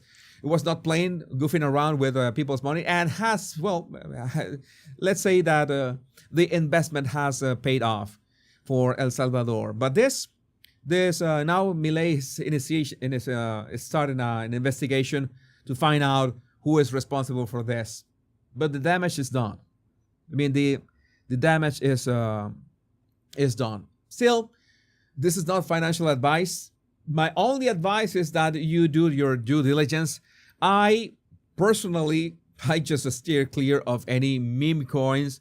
And sadly, when one hears the word crypto or cryptocurrency nowadays, it's almost always related to some kind of a scam. Not everything is a scam, but almost everything is. So do your due diligence. Nobody will do it for you. And please, please, please take care of your own money. I would like to know what you think about this in the comments.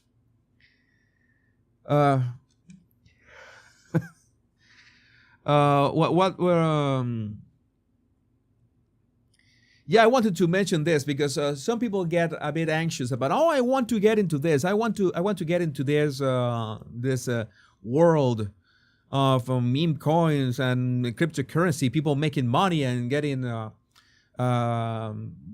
millionaires, getting a lot of money out of this. How does it work? How can I make this work for me? You have to be very, very careful, but because most situations, it is not going to work for you. It is going to, yeah, the Haktua girl was worse. I didn't address the Haktua girl issue. It's exactly the same. Somebody with fame, somebody with some influence, endorsed project without knowing the risks, and the ones who bought into that project were rug pulled and they lost their money. Exactly the same. It happens over and over again.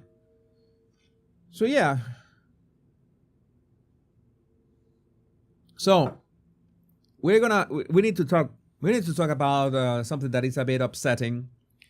Some of you are mentioning that the Pope is sick. Has a how do you say Neil?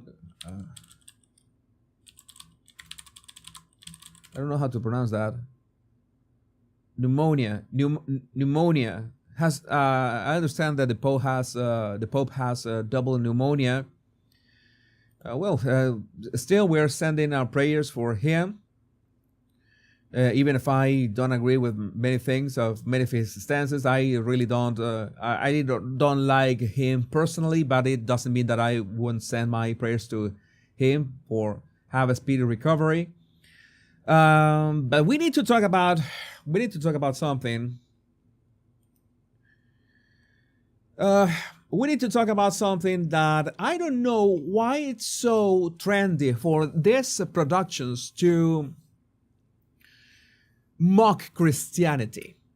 I mean, why is Christianity always have to be mocked by these productions? Actress Cynthia Erivo, you remember that we talked about her acting in Wicked, and the controversy of that Wicked poster, and she essentially exposed herself as this huge narcissist and this huge victim. Oh my God, I was done so bad. Well, she's set to play Jesus, with Jesus, the Jesus, Jesus Christ. She's set to play Jesus in Jesus Christ Superstar. And what the actual fuck is this? Why? The actress, who identifies as queer, has been cast to play Jesus Christ in the biblical musical at the Hollywood Bowl. I mean, if you had an ounce of dignity, you would reject something like this. We already know that she's a narcissist for that Wicked poster controversy. And now we know that she's full-on narcissist just for accepting this. Just for knowing that she's going to enrage Christians. Why? Always the question is, well, this is the joke. You remember that when we had talked about Disney, that has nothing to do with it, but the joke applies still. When that South Park was mocking Kathleen Kennedy, who is in charge of Star Wars, the Lucasfilm and the Star Wars franchise, and Indiana Jones as well, and they mocked Kathleen Kennedy. Says that in every single meeting of every single project at Lucasfilm, all that she would say, then, well, there is proof that put a chick in it and make it lame and gay. That is an understatement nowadays. This is literally Jesus Christ Superstar, put a chick on it and make it lame and gay. Again, this is gonna be fully woke, as Cafe Emox says. Cafe Emox says, yeah, it's still fully woke. That is not gonna change anytime soon. They're losing money. Something that's going to happen. They will keep losing money. Not our problem, really. But the question is, as Adrienne Curry says, Islam would have shut this down in less than 20 seconds. Christians have allowed this because of being too kind. That is why bullies gleefully insult and bash their religion and followers, and even destroy the very nation they built. Oh, you have to be, this is an interpretation. You have to be, you have to be tolerant. You have to be, you shouldn't become so triggered. If you were a good Christian, you wouldn't get so triggered about this stuff. If you were a good Christian, you will focus on actual problems of the world. People in Africa or something. The kind of gaslighting you can get from this stuff. The kind of gaslighting you can get from this stuff. Again, Kang Min Lee also has a solid opinion. It's tiring how Christianity is the only religion you're allowed to mock. In fact, it's mocking religions. I don't know who thought that mocking religions could be funny. I mean, at some point, I remember there's a ventriloquist. You remember that this ventriloquist, I forgot his name, who was a long time ago, who was this, had this puppet called Ahmed. You remember that? I'm going to say, that was funny. I don't remember if he was actually mocking Islam. I don't think he was actually mocking Islam, or maybe yes. But you might remember him. It's a ventriloquist. I forgot his name. But I remember that he had a puppet. It was like there's an extremist who was already turned into like a skeleton. And he had very fun routines. But the problem is, now that I think of it, okay, I found that funny. I cannot say, Jesus, I cannot say that, okay, so you cannot mock religions, because I found that funny, that I would be a hypocrite. But why is that Jeff Dunham, let me look for him. I'm going to look for him.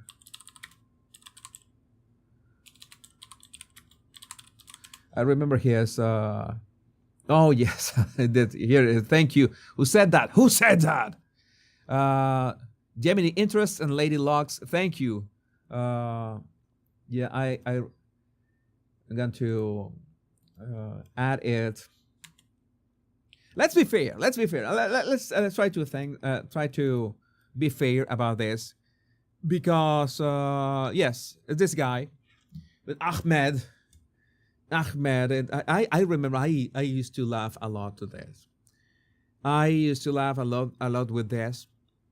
But then Jesus, why are you criticizing Jesus Christ being portrayed by Cynthia Erivo? Well, I'm going to tell you, the one thing that I'm pretty sure I'm going to do is not to watch it. That's my way of calling this out. Again, maybe sometimes, if you are from one religion, you can mock that religion. I don't know. I really, how to say this? You know that I'm Christian. I was raised Catholic. I am not that Catholic right now. I am Christian, not Catholic. I have this amalgamation of stuff. But I find it a bit, insulting when you go directly for the figure. One thing is, an example of one crazy extremist, because even I can guarantee you, yeah, it's not the same thing. It is your mom. You are right, and I know what you're gonna say, and I'm going to be your words. It is your mom. It is not the same thing, because he is mocking. Jeff Dunham was mocking extremism, and I can guarantee you that even Muslims found Ahmed's routines amusing. Yeah, because you're mocking the extremism. You're mocking the crazies, okay? Even Muslims will find this. Another thing is that you mess up with, the center of the religion. I'm trying to elaborate on an argument right now. I really didn't think of Ahmed until I began this topic, but this is in bad taste. This is bad taste. This is like a DEI Jesus. DEI Jesus. Only I want to say something. if you make me choose between DEI, Jesus Christ, and DEI, pilot of a flight, I could accept people losing money with a DEI Jesus. I can accept that. They are, you're still, let's be real. Let's be real. You're getting bad karma either way.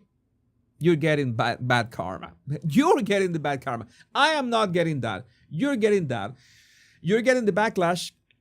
Sadly, that those performances, how edgy and that and stuff, I think that is going to eventually fall out of fashion. That is going to eventually fall out of fashion, especially because it is not profitable. And as we have learned in today's show, you have to follow the money. If the money is not flowing, and I don't think the woke DEI Jesus Christ superstar is gonna go very far. And I don't know. It's a complex topic. You know that's why I don't touch religion a lot in here. But I would like to know what you think about this in the comments. She could play the Antichrist. She could play the Antichrist. Yeah. Thank you for reminding me of that comedian. Yeah, it's a very different thing, mocking the extremists of a religion. You see, because we are very good on time. There's another topic. It's another quickie topic that I want to address. Two quickie topics, in fact. We were talking about technology, and we were talking about Meta the other day. I'm gonna need my headphones for this. Let's see how can we address this. You know that one of the things that some companies like Meta, the ones who make Facebook, the Zuckerberg, the lizard, have been working on is this metaverse in which you're going to spend time with a VR headset and just be immersed, interacting with other humans who are going to have their AI, not AI avatars, their avatars there, their synthetic avatars in there.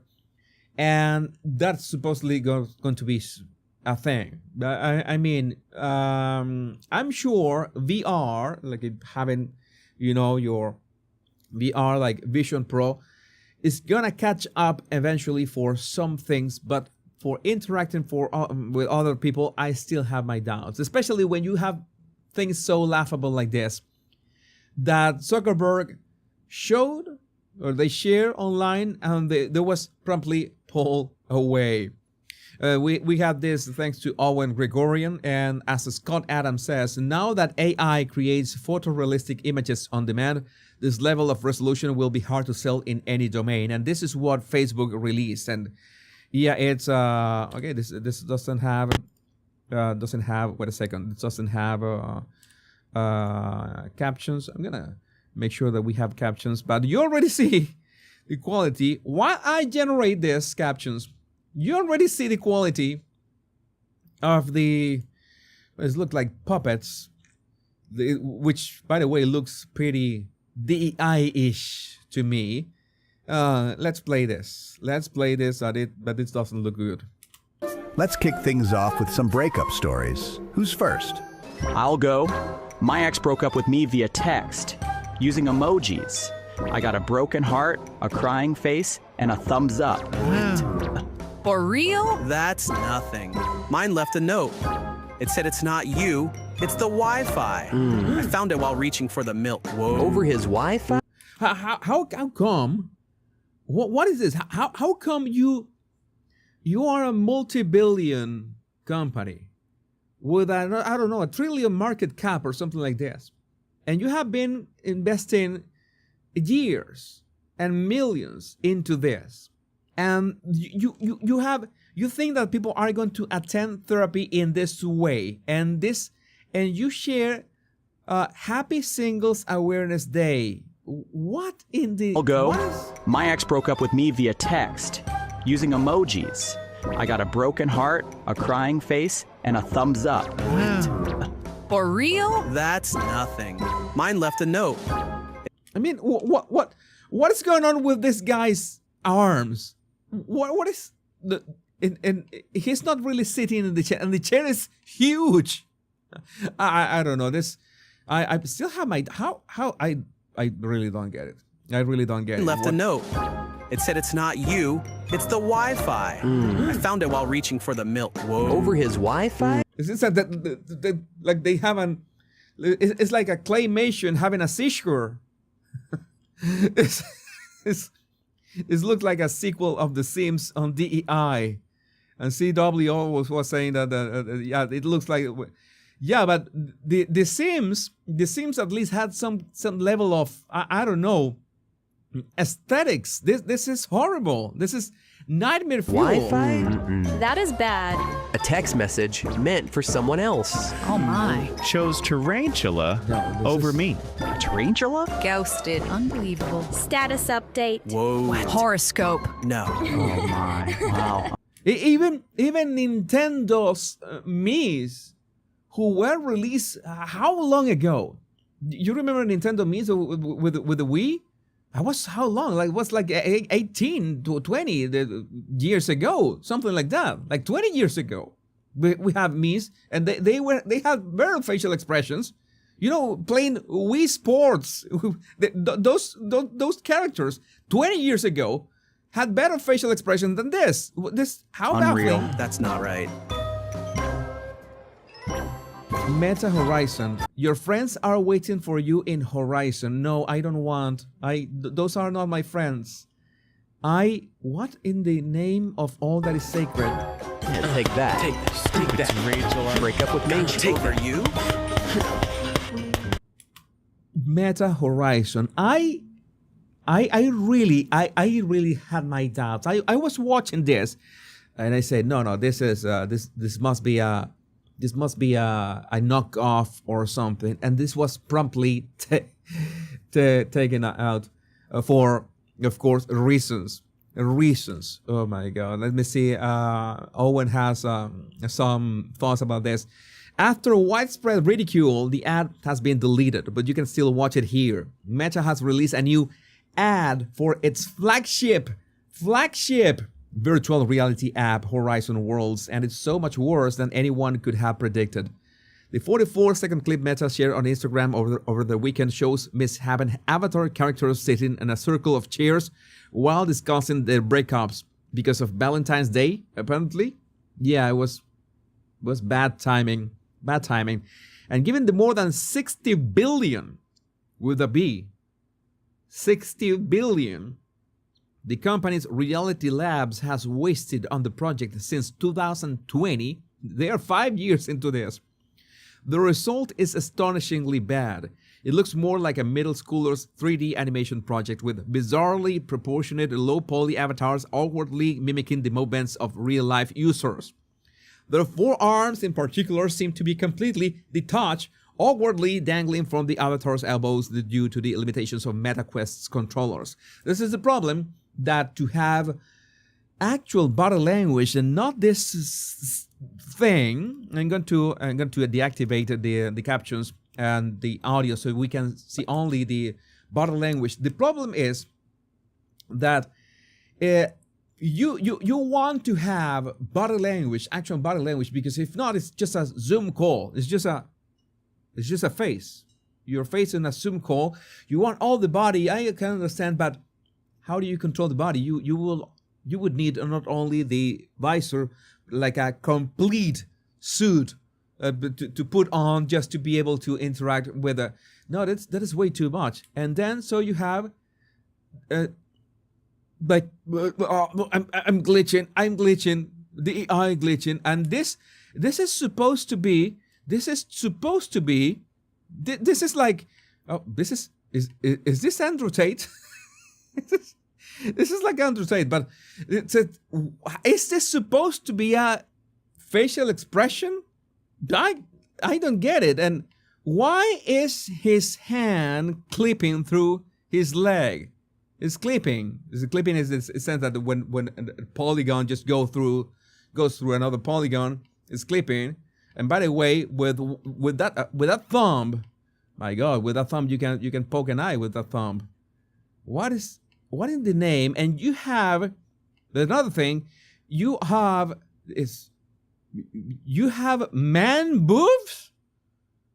You have like very, very how to say this? It's not broad. It's the opposite of broad. It's very narrow shoulders. You have like man boobs, and you have like female hips. What is this? This is like this the horrific.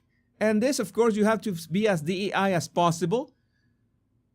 And while their arms are moving in a way that this is you know that when you work in 3D, you make sure that this doesn't happen with limiters. You make sure that the cloth is limited and doesn't clip like this. You know, the arm is clipping in itself like that. You can program that like in 15 minutes. I could do that myself. I work in 3D for many years, and how can they do this so bad? No, and no. This is yeah. The expressions are extremely bad. Who is going to? This is let's say the best one, and still we're we need an adjustment for eyes. Let's say the axes are all off. No, this is nightmare fuel. I'm not going to. Jesus, please. It's 20 p.m. here. I want to. Yeah, Samira, I apologize, but yeah, it's you're gonna have nightmares with this. You're gonna have nightmares, Samira. I apologize. But I need to show you. We need to fight back against this. We need to fight back against all this nonsense, because no, man, no. Why? AOC. This is how many billions spent into this, and no, this is. I'm telling you, we're gonna see the actual results in terms of VR. But from here to 2030, if VR doesn't pick up from here to 2030, it's dead on arrival. There's many applications still.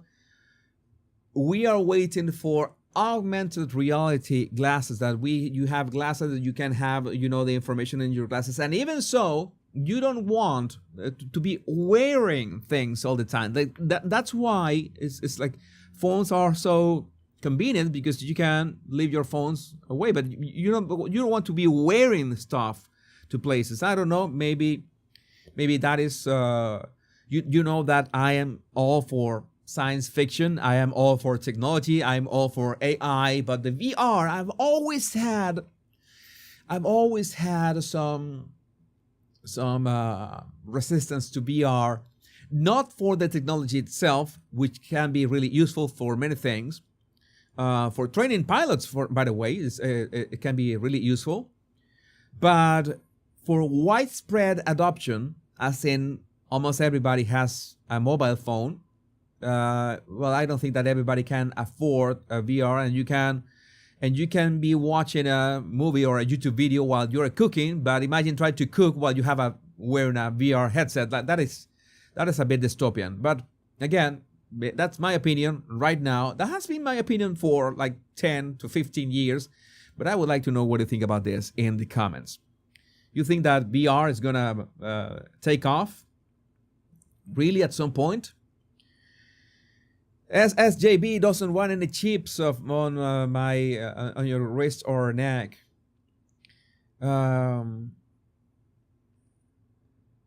Yeah, it's there's a lot of technology in there. For productivity, they could be great, but no, man, it's not going.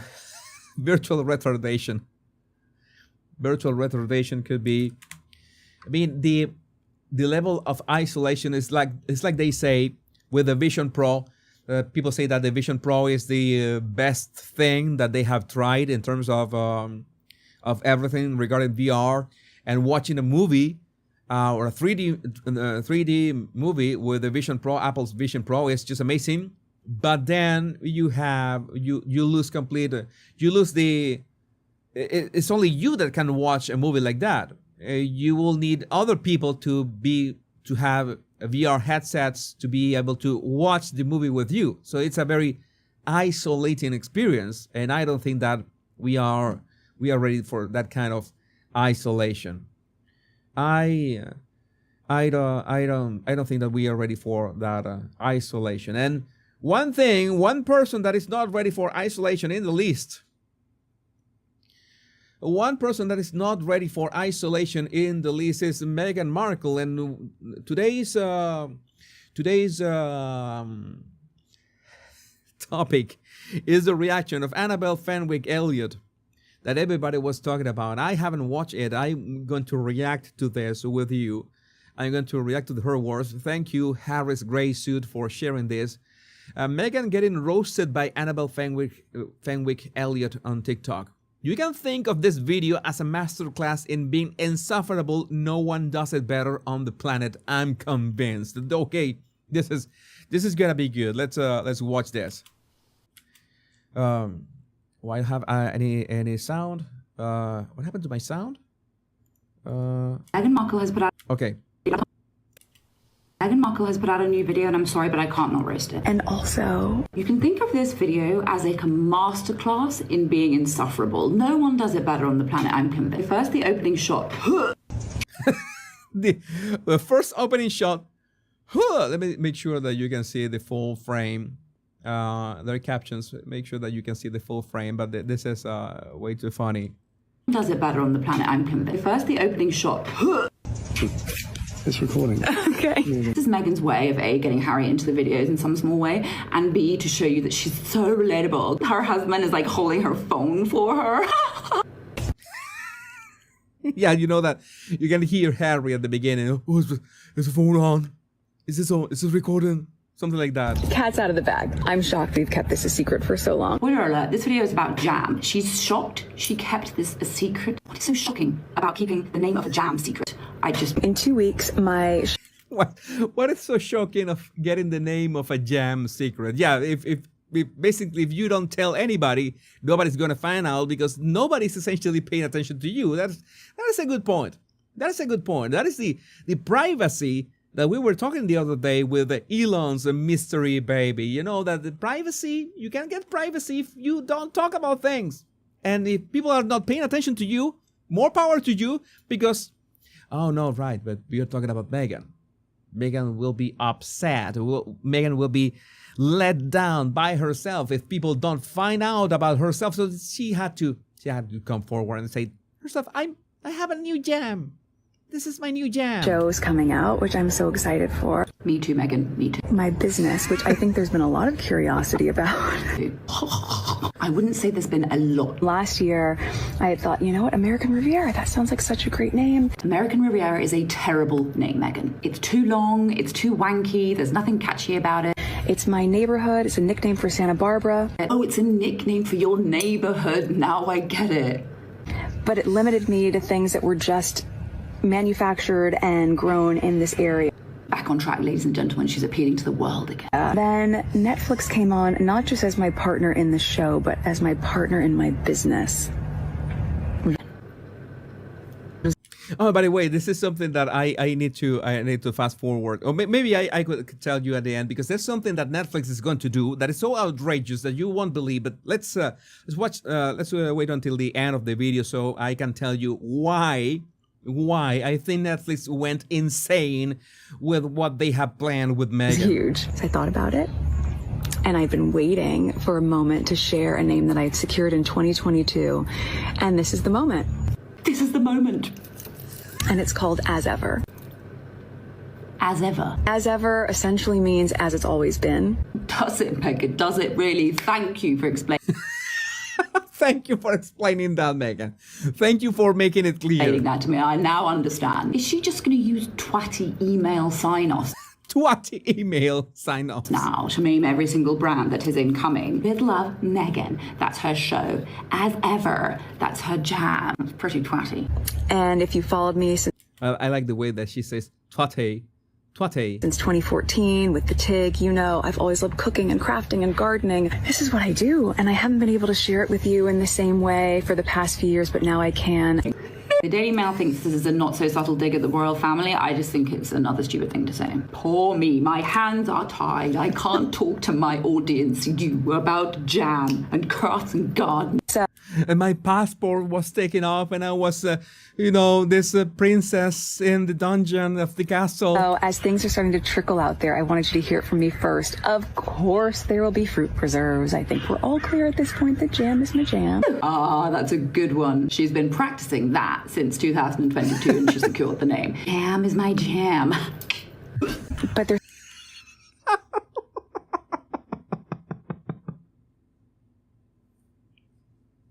There's so many more products that I just love that I use in my home, and now it's time to share it with you. You just know Megan had a long, drawn-out brainstorming session about how to come across as cool and cutesy and lovable in her latest video. So I can't wait for you. Yeah, she practiced. Megan was practicing in the mirror, but she didn't practice enough as to make a continuous cut of the video, not have this 14 cuts of the video that you just lose track of what Megan is saying because it's so crazy. You see it. Thanks. It just fails, falls flat. So you're gonna get really cross with me, some of you, for tearing down women. I'll tear down like a white man next time, okay? I promise. Megan just reminds me of someone. I don't even know who it is. I think it's an amalgamation of like all the people I've ever met in my life who I have found insufferable and fake and mean, but sickly sweet at the same time. And it just triggers me like I'm excited to watch her show though. That's coming out soon, so follow if you want to see more on that. I'm gonna follow Annabelle. It's Annabelle fan with Elliot reacting to Megan. Yes, we are expecting the show to drop in 2 weeks. It's 2 weeks that are coming, but it so happens that Netflix is betting on brick and mortar stores. It seems that Netflix is going to open stores to sell merch related to their shows. Not only Megan's show, but the shows, Netflix shows. I think that is a bit crazy. This is from J.E. May, Duchess Marmalade. Netflix plans to open 2 mall stores. Megan's merch will have 1 small section inside 2 small mall stores. Her offerings will be branded with Love Megan. Tell me how you can run a successful business on the strength of a couple of shelves in 2 mall stores. This is like having a Toys R Us, and you're gonna have a shelf of your toys, and you have to basically compete with all the other toys. Okay, maybe you are a fan of Megan. There are people that are still fans of Megan. Must be there, right? The Sausage Squad, anyone, or they were being paid by USAID. I don't know. There must be people that want to buy merch of Megan's with Love Megan show. You remember that? I still had. I don't know what I did. I still. You remember this? What is it? What is it? I still have. I still have in my. I still have my original counterfeit, my Temu American Riviera Horse Heart jam. You remember that? You remember from the days of the Royal Rogue? I said, "Oh, when Megan was," I just found a counterfeit. I made it myself, and but now they're going to have brick and mortar stores to sell merch.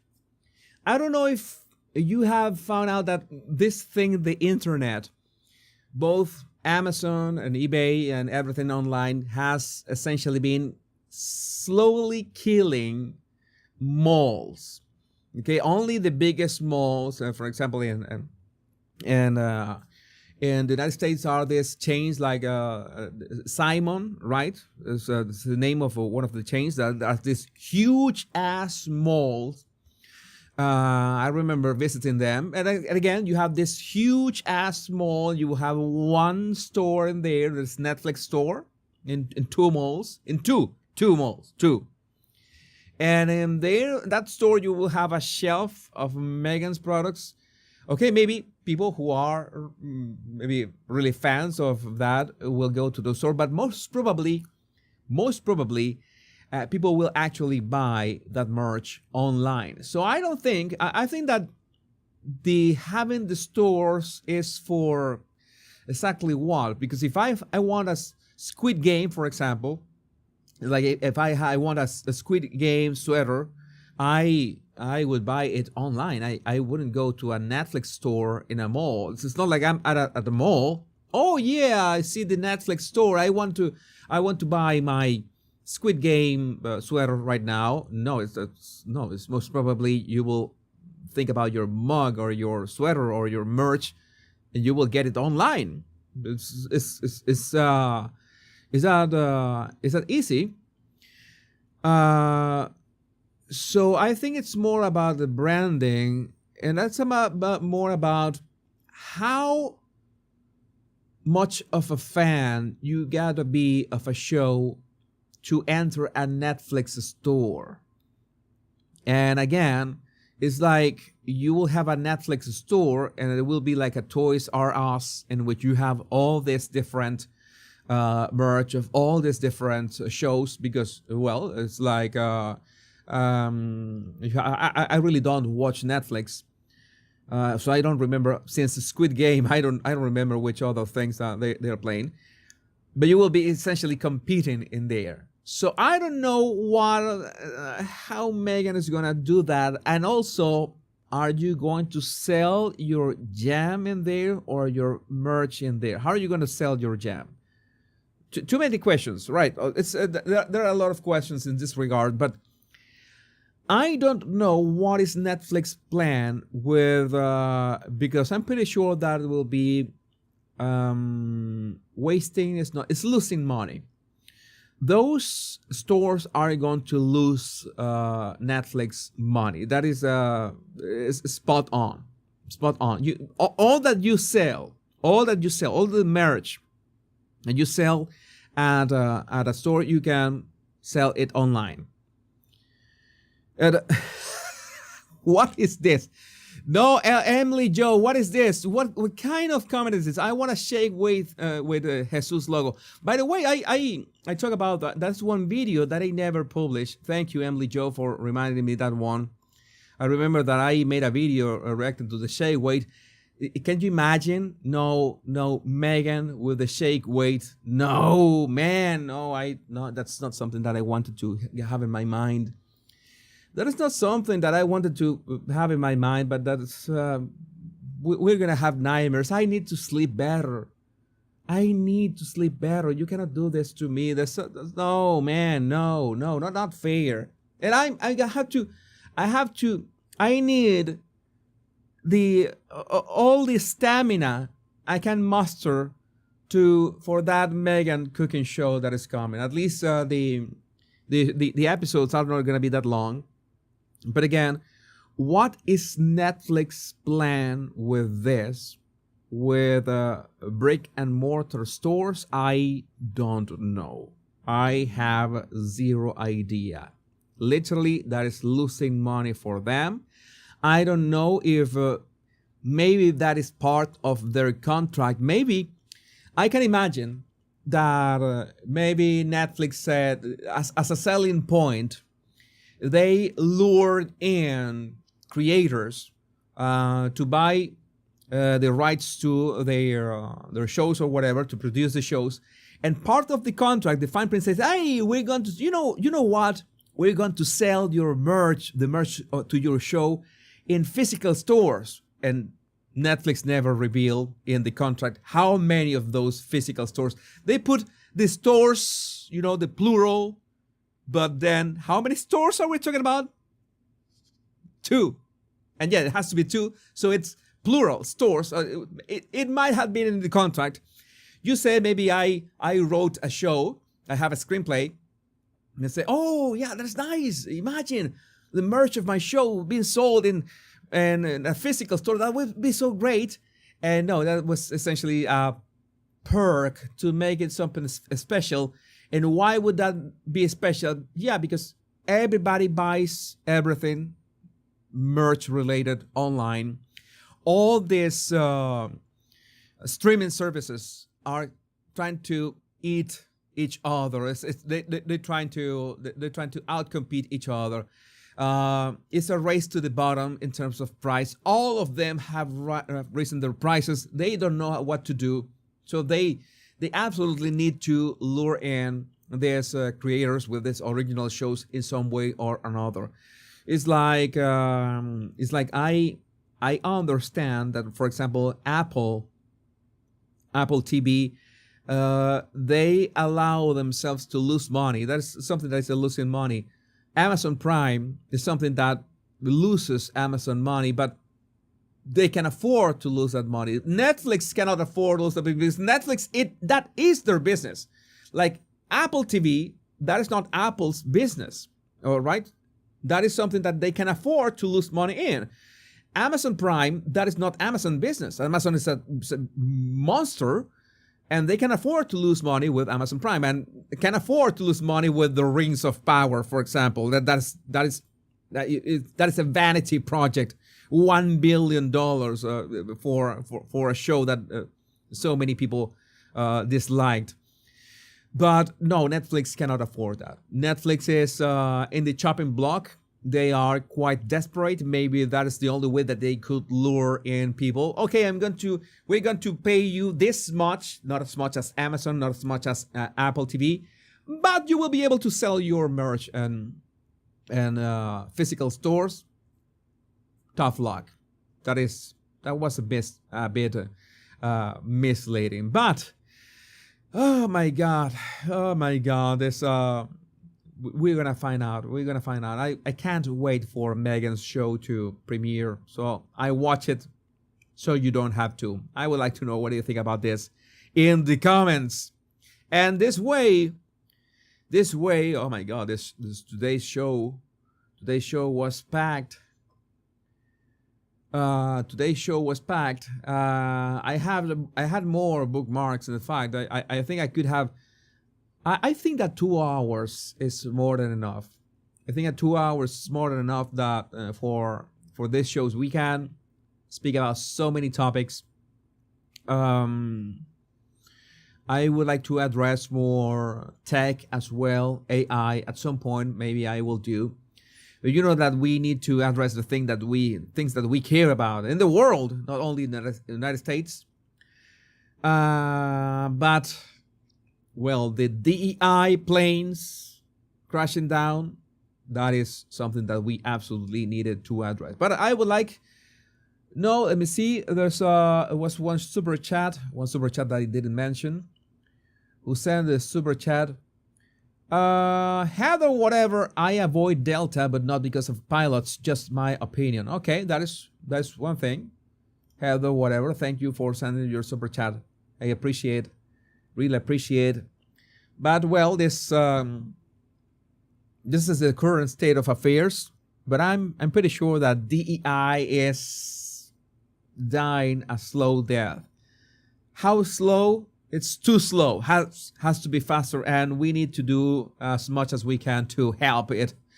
Well, let's say disappear faster. But my body language buddies, my name is Jesus Enrique Rosas. I'm the body language guy, and until we meet tomorrow on episode 86, remember the most important words: much love and bliss. Take care. Be safe. I love every single one of you. Bye-bye.